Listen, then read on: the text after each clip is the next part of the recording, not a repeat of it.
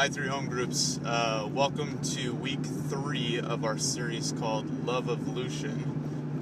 And yes, I have practiced saying that word.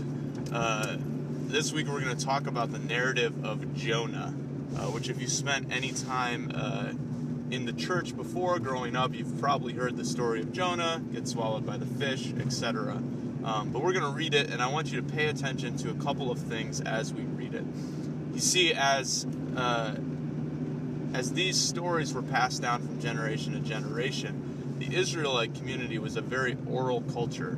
So they would actually tell these stories to their children, and their children would memorize them. So because of that, as a way to memorize them, they would often even act out stories such as the Jonah story to each other to pass them down. So I want to impress upon you to notice a couple of key things in the story that maybe would not come out if you were not watching it being acted upon, but you're just reading it. So as you go around in your home group reading the story, I want to invite you to either imagine or even to act out yourself what's happening in the story. And you may wonder why I'm filming this video in my car.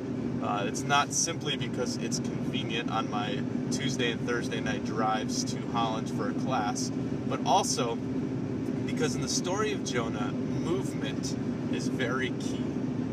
You see, if you pay attention to the movement that's going on behind the scenes as you act out or even read aloud this story, you may find that the movement of God and the movement of Jonah seem to be counteracting. And as we look at what does it mean to love God and what does it mean to love others, pay attention to the ways that Jonah and God either move toward one another or move away from one another, the way that God either moves towards Jonah or towards Nineveh, or away from Jonah or away from Nineveh, and the way that Jonah moves away from Nineveh or away from God.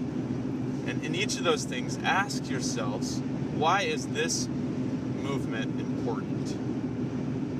Whenever you see a movie or even a play, or even those of you who have acted in a school play, you know that when somebody moves on the stage or moves across the screen, something is significant. You can tell when somebody's moving without a purpose. And so in the same way, when you pay attention to the story of Jonah, look for the movement and ask why. Why is this movement important to understanding this story?